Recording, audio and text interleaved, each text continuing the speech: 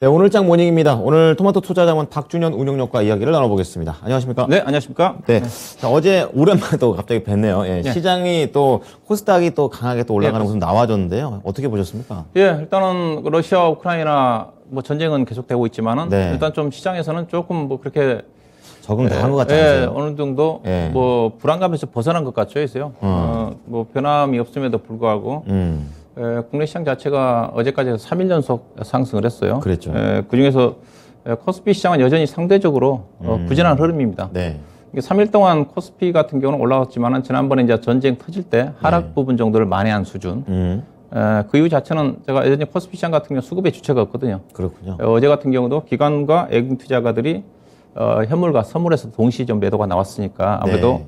코스피 시장의 대형주가 부진할 수밖에 없었던 거고 반면에 이제 어제 코스닥 시장 같은 경우는 또 기관과 외국 투자가들이 큰 폭은 아니지만은 쌍끌이 매수가 유입 좀 되면서 어제도 그랬군요. 코스닥 시장은 무려 1.6% 상승했습니다. 음. 어제 코스피가 0.16%니까 네. 10배 넘게 코스닥 시장의 완전 다른 상승률이 거죠. 예, 높은 분위기가. 거죠. 근데 최근 3일 동안만 본다 한다 하더라도 코스닥 시장이 3일 동안 무려 5.5% 올랐습니다. 이제 전쟁 터질 때 3.2%인가 빠졌으니까 회복을 다 해버린 거예요. 그 이상을 훨씬 해보겠죠. 그렇죠. 많이 회복한 거예요. 코스피 시장에 내에서도 제가 이렇게 얘기했다시피 음. 대형주는 약한데 시가총액 상위 종목들은 약한데 코스피 예. 기획 종목 중심으로 해가지고 약한데 네. 중형주라든가 소형주는 강세라고 그랬습니다. 그러면은 기관하고 외국인은 아직까지 그 전쟁 걱정을 하고 있다는 거예요. 일단 간망하고 있는 거죠. 간망하고 있다. 왜냐하면 결국은 수급의 주체는 외국인인데 예. 전쟁과 관련된 불확실성 부분도 있지만은 네. FMC 회의 결과가 3월 15, 16일이기 때문에 그쵸. 그거 그때 있었죠. 확인이 좀 돼야 되겠죠. 그걸 확인하고 진입을 하려고 한 게 아닌가. 그렇게 좀 봐야 될 것 같고요. 그래서 코스닥 시장뿐만 아니라 코스피 시장 내에서도 어제 소형주 같은 경우는 1.6% 정도 올랐으니까 네. 중소형 종목들이 양시장의 강세를 보였다. 그렇게 좀 볼 수가 있을 것 같고요. 그렇군요. 요즘 시장의 특징 자체가 대체적으로 최근에 3일 동안 보게 되게 되면 러시아 경제 제재 강화로 인해 가지고 반사이익을 받을 수 있는 종목들이 여전히 어제까지 강세했습니다. 그렇더라고요. 반면에 피해주를 중심으로 해서 약세 흐름이 전개되는데 대표적으로 이제 코스피 같은 경우는 유가 급등에 따라 가지고 정유업종이 강세를 보였고, 그쵸.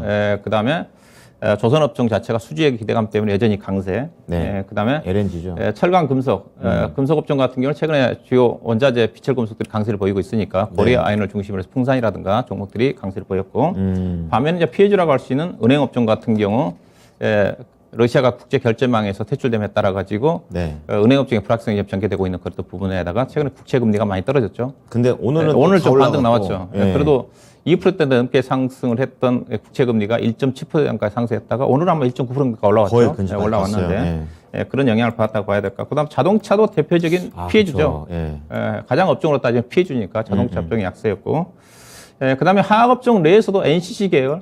평소에 좋게 안 롯데케미칼, 보시잖아요. 제가 여전히 안 좋게 보고 있는 쪽인데, 이쪽 하락 이유 자체는 유가가 아무래도 급등하다 보니까 원재료인 납사 가격이 급등할 수밖에 없거든요. 그렇죠. 근데 제품 수요 자체는 경기가 안 좋기 때문에 수요 자체는 늘어나지 않기 때문에 제품 가격에 반영을 못 시키거든요. 그래서 NCC 업체들, 롯데케미칼라든가 대한유라든가 관련된 종목들, 금호석이라든가 종목들이 약세를 보였다고 봐야 될 것 같고요. 예. 어제 코스닥 시장의 상승폭이 컸는데, 뭐 대부분 특히 이제 신재생에너지 관련 종목들이 대표적인 러시아발 수혜주로 부각이 좀 되면서 지금 3일 연속 강세를 보였고요. 그다음에 2차 전지라든가 게임, 환경 관련 종목 중심으로 해서 두지러진 상승을 좀 보였다고 좀 봐야 될 것 같은데, 최근에 그래도 시장에 러시아 관련 수혜주 쪽으로 가장 주목하고 있는 쪽이 신재생에너지, 태양광, 풍력, 연료전 쪽이지 않습니까? 이쪽 회사들은 환호했겠어요. 관련된 종목들을 제가 좀 최근 올랐습니까? 주가 상승률과 그다음에 작년도 실적과 올해 실적을 근거로 해서 밸류에이션을 좀 평가를 해봤는데요. 그에 따라서 잠깐 투자 의견을 제시해드리고 싶으면, 일단은 태양광 쪽에 하나솔루션, OCI, 그다음에 현대에너지 솔루션이 평균 15%대에서 그 20% 정도까지 올랐죠. 많이 올랐습니다.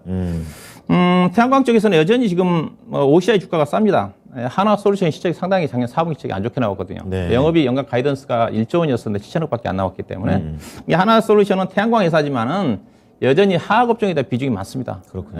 그래서 최근에 화학업종이 업황이 안 좋기 때문에 작년 4분기가 안 좋게 나왔던 거고, 그래서 대표 하나솔루션 같은 경우도 NCC 계열 쪽과 관련된 비중이 꽤 되거든요. 그래서 그렇군요. 태양광 쪽에서 매매를 한다 한다면 여전히 OCI 주가가 더 간다.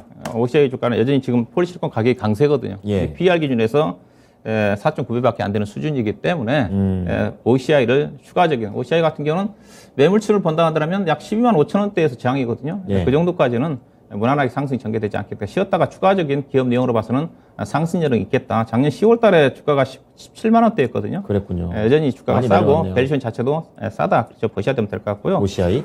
그다음에 이제 풍력 쪽에서는 보시게 되면 CS 베어링이 무려 52% 떴습니다. 야, 강합니다. CS 인도가 21% 정도. 그다음에 네. 삼광 MNT, 동국 SNS 순인데 대표적인 종목들이네요. 그렇죠. 대표적인 이쪽에서는 제가 보기에는 태양광보다는 풍력 쪽이 유리합니다. 태양광 회사들은 대부분 이제 모듈 회사다 보니까 네. 실적 자체가 원가 경쟁력이 떨어지더라고요. 이익이 안 납니다. 약간 대표적인 아닌 그렇죠. 거고. 현대에너지 솔루션을 중심으로 해서. 근데 풍력 같은 경우는 실적이 나는 회사 쪽이에요.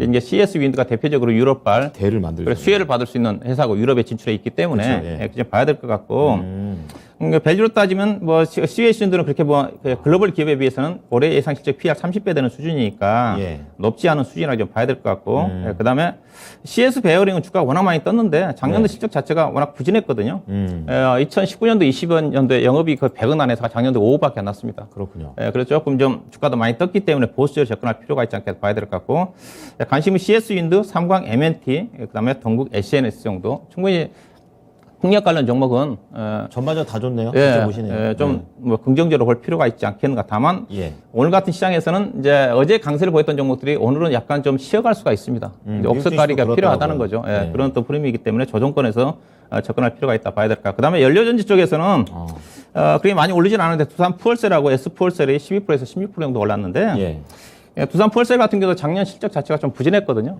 4분기도 영업이 한 90억 정도 나왔는데 올해는 실적 좋을 겁니다. 그때 좋다는 걸 전제를 한다 하더라도 올해 예상 실적 PR이 97배입니다. 내년도 예상 실적 기준에서 50배거든요. 지금도 380. 너무 높습니다. 너무 세네. 높기 때문에 비싸요. 예. 이게 두산 푸얼셀 같은 경우는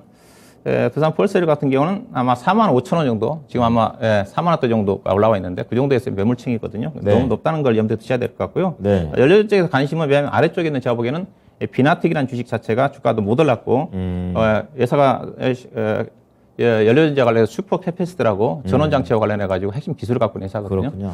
관심을 가져볼 필요가 있지 않겠는가? 그 정도로 좀 말씀 좀 드리도록 할 거고요. 풍력을 되게 좋게 보시네요. 네, 그래서 관심은 신재생 쪽 관심인데 관심 쪽은 태양광 쪽에서는 OCI, 그다음에 풍력 쪽에서는 CS 윈드, 삼광 MNT, 네. 동국 SNS, 연료전지 쪽에서는 비나텍 정도를 추가적으로 관심을 가져볼 필요가 있지 않겠는가 말씀 좀 드리고. 예.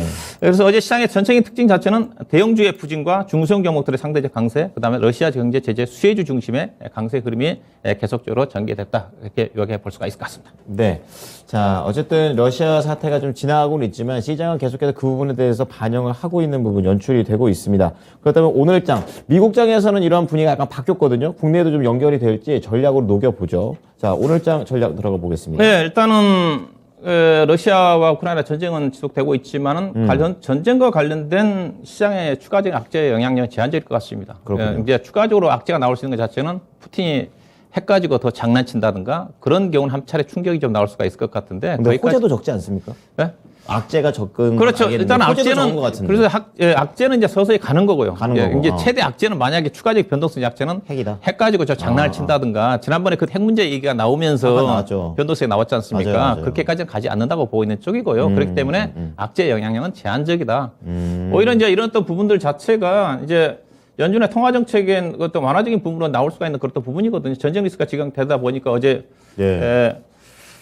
파월 의장의 발언에서 약간 그 비둘기파적인 발언이 나왔지 않습니까? 그래서 간밤에 미국 시장이 상승의 주 요인으로 좀 볼 수가 있는 건데 당초에 0.5% 정도까지 금리 인상을 예상했던 부분 자체가 0.25%로 거의 굳어지는 거지 않습니까? 네. 근데 다만 이제 아무래도 연준의 통화 정책 자체가 물가 불안인데 최근에 원자재 가격이 워낙 급등하고 있는 부분 자체는 여전히 물가 불안 부분 자체가 잠재적인 요인이거든요. 그래서 안 좋은 걸로. 빨리 최근에 급등하고 있는 원자재 가격 자체가 안정을 찾아야 된다.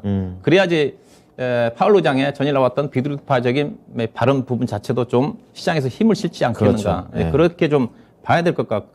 그래서 원자재 가격이 현재 급등하고 있는 상태에서는 여전히 물가 불안 자체가 부담으로 작용하고 있기 때문에 이 부분 자체는 결국 지수에 연준의 비둘기파적인 발언에도 불구하고 지수 상승을 제한하는, 반등을 제한하는 그랬던 요인이라 봐야 될 것 같고요. 그래서 있었군요. 결론은 지수는 제가 그 저점은 나왔습니다. 제가 2주 전에 2640, 그 다음에 지난주 이 시간에 출연해가지고 2670포인트를 저점으로 해서 반등할까로 했었는데 정확히 그 이후에 2,670 아래로 안 내려갔거든요. 그랬군요. 예. 바닥이 만들어졌다. 그래서 지금 시점은 이제 단계적 지수가 올라갈까 조정이 나온다 한다 하더라도 2,680 내지는 2,700포인트 정도가 저점이 좀 지지가 되면서 상방향을 모색할 것 같은데 상방향 부분 자체는 앞서 얘기했다 원자재가 워낙 급등한 부분이기 때문에 네. 지수의 의미 있는 상승 자체는 좀 더. FOMC가 끝나는 3월 중순 정도가 좀 되지 않겠는가. 저는 3월달 시장에 대한 기대치가 상당히 높습니다. 그렇군요.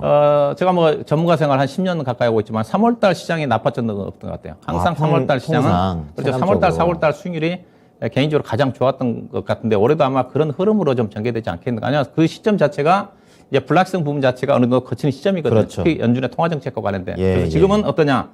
주가 만약 조정이 나온다 한다면 사자. 변동성이 크게 나올 것 같지는 않지만은 예. 주식 비중을 늘리는 관점에서 접근을 해야 된다. 좀 말씀 좀 드리고 싶고요. 네. 자, 단기적인 전략으로 본다 한다면 수급의 주체가 없습니다. 수급의 주체가 없는 부분이기 때문에 그래서 제가 유지 전부터 코스닥 시장이 상당히 강세를 보일 거라고 얘기하지 않습니까? 그 자체가 개인 신용 물량이 바닥이다. 그래서 물량 부담이 없다. 그래서 가볍게 움직이는 거거든요. 네네. 예, 그래서 현재 시장 자체는 코스피 수급의 주체가 없기 때문에 코스닥 시장을 중심으로 한 중소형 종목들이 단계적으로 중소형. 유리하다 여전히. 네. 3월 중순 이후부터는 저는 대형주도 그때 시점이 정해되지 않겠는가 하는 쪽이고 단기적으로는 수급의 주체가 없다는 것 측면에서 종목별 대응이 유리하다고 봐야 될 것 같고 관심은 어느 쪽 보세요? 러시아 경제 제재에 따른 수혜주가 일단은 관심이 좀 될 것 같은데요. 대신 주가가 올라왔기 때문에 옥석가리가 필요한데 예. 자 그러면 러시아 경제에 관련해 가지고 피해를 볼 수 있는 쪽이 어떠냐. 대표적으로 러시아 쪽의 수출 쪽이 많은 것들을 표를 보시게 됐겠는데 2013년도에 크림반도 사태 때 크림 사태 때 우리나라 수출품들이 타격을 받았던 게 나와 있더라고요. 지금하고 똑같습니다. 네. 최근에 가장 피해주가 지금 자동차 쪽이거든요. 예, 예. 소형차 쪽가 당시에도 보니까 수출이 크게 감소했다는 거지 않습니까? 2014년, 15년 대비해서 62% 타이어라든가 자동차 부품이라든가 그다음에 가전과 관련된 컬러 TV라든가 그다음에 이들 쪽 그다음에 합성 수지 이게 소기약 제품 어제 약세를 보였던 그런 부분들이거든요. 이랬던 부분이에요. 여기에 빠졌던 것 자체는 이제 은행업종도 이제 그런 어떤 리스크가 있는 거고 이들 업종들이 최근에 조정을 좀 받았지만은 여전히 불확실성이 해소가 되지 않는 한 의미 있는 반등을 나오기가 쉽지는 않다. 그런 관점에서 좀 보셔야 좀 될 것 같고요. 그렇군요. 그래서 자동차 업종은 여전히 반도체 공급 부정에다가 러시아 분가를 가장 피해주라는 측면에서 주가 제가 보기에는 추가적인 하락은 제한적이겠지만 의미 있는 네. 반등은 좀 시간이 필요하지 않겠는가. 그런 시각 쪽에서 볼 필요가 있지 않겠는가 좀 봐야 될 것 같고요. 전망이네요. 그래서 일단은 관심은 그러면 어떤 섹터냐? 오늘 같은 경우는 어떻게 보면 이제 IT가 강하게 반등 나오겠죠. 전일부가 마이크론 테크놀로지가 급등했고 최근에 조정 받았기 8%인가요? 때문에. 네. 그러면 오늘 반등 나올 수 있는 섹터 자체는 IT입니다. 그다음에 네. 현재 미국의 철강 업종이 지금 뉴코가 신고가거든요. 신고가고 그다음에 US스틸 같은 경우도 상당히 강세거든요. 철강도 좋게 보세요. 철강은 그래서 상대적으로 나쁘지 않습니다. 그러니까 소재 쪽에서 화학이냐 철강이냐 얘기할 때는 저는 철강이라고 얘기하고 있지 않습니까? 아, 그렇죠. 왜냐하면 NCC, 그렇죠. 롯데케미칼 대한유화학황 자체가 워낙 안 좋기 때문에. 네, 네, 산업재 쪽에서는 건설주하고 조선주 비싸게 가는 쪽인데 그래서 철강 금속 쪽이고요. 그래서 오늘 강하게 움직일 쪽은 아마 이제 자동차가 IT가 움직임이 전개된다 한다면 그러면 오늘 또 은행주가 또 반등 나올 거거든요. 그렇겠죠. 예, 은행주 반등 나올 거고. 그러면 어디가 오늘 주가 못 가느냐? 그럼 예. 당연히 이제 최근에 강세를 보였던 조선주라든가 관련 종목도 좀 쉴 겁니다. 아니 근데 이제 숨고르기 정도로 보시는 숨거리기 거죠? 정도. 아, 근데 그렇죠. 추가적으로 상승 여력은 조선주 같은 저는 크지는 않다고 봐요. 아니, 그렇군요. 밸류를 따진다면. 아, 밸류. 그러니까 최근에 강세를 보였던 종목들 오늘 쉬는데 오늘 지수의 영향이 큰 IT라든가 금융주가 은행주라든가 금융주가 좀 올라갈 거고요. 그다음에 네. 철강주도 어느 정도 유지가 좀 될 거고. 그러면 최근에 강세를 보였던 종목들 정유라든가 약간 쉬고. 그다음에 그렇죠. 조선주라든 종목들은 약간 쉬어가는 흐름이 전개될 가능성이 크다. 좀 봐야 될 것 같고요. 그다음에 의류 쪽, 그다음에 2차 전지, 그다음에 오늘 같은 자율주행 같은 거 보셔야 될 것 같고, 이제 최근에 조정을 받았던 IT의 코스피장 상승과 함께 IT 쪽에 최근에 포도 부분 관련 종목도 실적이 상당히 괜찮거든요. 네. 패키징과 패키징 기판과 관련된 관련된 종목도 최근에 실적 발표 이후에 상세히 약간 조정을 좀 받고 있는데 이쪽, 그다음 신재생에너지 쪽은 앞서 얘기했다시피 선별적으로 오늘 같은 경우 약간 좀 쉬어갈 수 있는 부분이 있기 때문에 따라가서는 안 되고 조정권에서 한 차례 더 상승 여력이 있기 때문에 네. 이쪽에 관심을 가져볼 필요가 있지 않겠나 봐야 될 것 같습니다. 네. 자, 우크라이나 때문에 약간 움직였던 부분, 올라갔던 부분은 오늘 내려갈 수도 있다라는 부분 참고를 해주시면 좋겠습니다. 추세적인 건 아니라고 하니까요. 알아두시면 좋을 것 같아요.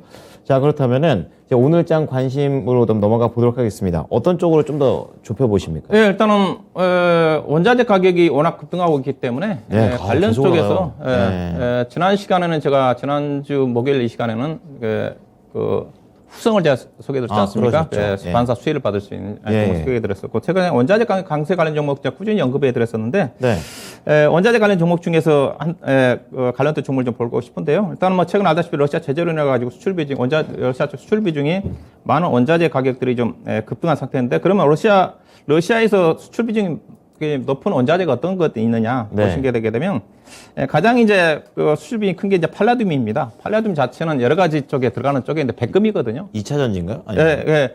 2차 전지 쪽에 약간 들어가죠. 가장 이게 러시아 쪽 수출비중이 가장 많은 건 팔라듐이고 그다음에 그다음에 비중이 많은 게 이제 천연가스가 16.6%. 천연가스. 그다음에 원목도 12.0% 되고요. 그다음에 이제 원유가 11.6%. 그다음 니켈, 알루미늄, 밀, 석탄순입니다. 그렇군요. 이들 쪽에 이제 러시아 경제 제재로 인해 가지고 러시아에서 수출을 못 하게 되게 되면 공급 물량 차질로 인해 가지고 가격 상승이 전개될 거라는 전망인데 이에 따라서 관련된 종목들이 최근에 이제 러시아 전쟁 이후에 원자재 가격들이 비교적 큰 폭으로 떴습니다. 다음 표를 보시게 되게 되면 최근에 3일 동안 밀이 가장 많이 떴고요. 23.8%. 이것도 우크라이나가 또 세계 3대 국가더라고요. 그렇죠.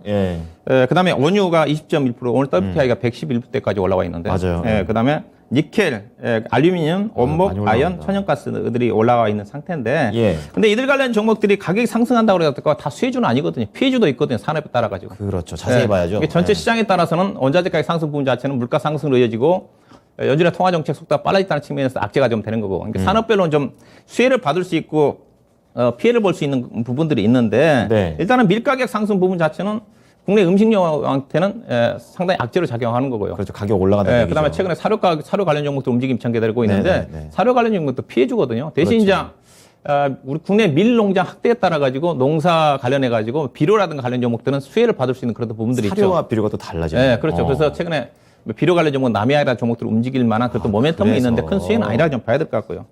뭐 원유는 뭐 정유회사들 수혜를 받는 거고 그다음에 니켈은 스테인리스 강한 회사들한테 직접적인 원가 전가를 시키면 실적 좋아지는 쪽으로 보시면 될 것 같고 알루미늄도 마찬가지고요. 그다음 원목도 최근에 거의 한 7일 연속 상승을 하면서 연초 대비해서 거의 40% 가까이 올라오고 있는 쪽인데 해외에서 벌목 사업을 하고 있는 이건산업이라든가 관련 종목도 수혜주라고 좀 봐야 되겠죠.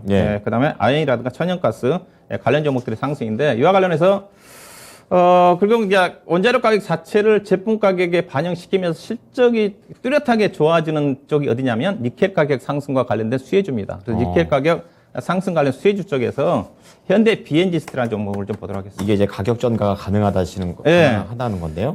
제가 원자재 가격 얘기할 때, 니켈 가격 얘기할 때 현대 BNG스트라고 그다음에 한금ST가 두 개 회사거든요. 아, 그랬군요. 가끔 언급만 넘어갔던 쪽인데 오늘 이제 자세히 좀 추천적으로 가지고 나왔는데요. 회사는 스테인레스강 회사입니다. 스테인레스강 국내 그 포스코 다음으로 시장 점유율 2위 기업이고요. 스테인레스강 전방 산업 자체가 가전적이고 최근 들어서 이제 현대그룹으로 넘어가면서 약간 자동차 부품 쪽으로 매출이 좀 늘어나고 있는 추세라고 보셔야 될 것 같고 그래서 대체적으로 건설업황과 밀접한 전방 산업이다 보시면 될 것 같은데 예산 니켈 가격 상승과 실적 민감도가 아주 뚜렷합니다. 거의 뚜렷합니다. 근데 니켈 가격이 지금 최근에 어떠냐 표를 좀 보시게 되게 되면 치솟죠. 간밤에도 6.5% 정도 급등을 좀 하면서 26,700불인데요. 연초에 2,500불대였습니다. 작년도도 평균 18,000불 정도 됐는데 연초 대비해서 30% 올랐고요. 최근 들어서는 3일 동안 10% 정도 올라간 상태인데 니켈 가격 자체는 이제 2차 전지 쪽에 양극재 핵심 원재로 사용되고 있기 때문에 지속적으로 상승할 것 같고 그다음 러시아 공급 차질로 인해 가지고 계속적으로 상승하지 않겠는가 좀 봐야 될 것 같은데요. 그래서 실적 전망치를 좀 보시게 되게 되면 그래서 작년도 실적 발표를 했거든요. 2020년도 영업이익 334억인데 작년도 무려 897억입니다. 예사가 사상 최대 실적이 연결이 이렇게 되는 그래서 400억, 500억이 안 넘었거든요. 근데 작년도에 신기록 니켈 가격이 작년도에 강세를 보였기 때문에 897억인데 올해도 지금 최고치로 니켈 가격이 강세이기 때문에 올해도 실적이 좋아질 가능성은 충분하다. 그래서 작년 실적 기준에 하더라도 지금 PR이 3.7배밖에 안 되는 수지 않습니까? 그래서 러시아 수혜주를 떠나서 주가가 좀 싸다. 그래서 현재 시장 역에서 수급의 주체가 없는 상태에서 가볍게 좀 움직일 수 있는 종목이기 때문에 충분히 관심을 가져볼 필요가 있을 것 같고요. 가격만 들어보겠습니다. 차트 좀 보도록 할 건데요. 현재 가격대에서 17,200원대에서 배수 가능할 것 같고 목표 가격은 일단은 21,000원 정도 기술적으로 물량 저항층 21,000원, 손절 가격은 15,000원을 보시면 될 것 같습니다. 니켈과 관련해서 현대 BNG 스틸이었습니다. 참고 바랍니다. 잘 들었습니다. 고맙습니다. 네, 고맙습니다. 토마토 투자자문 박준현 운용역과 함께했습니다. 오늘장 모닝이었습니다.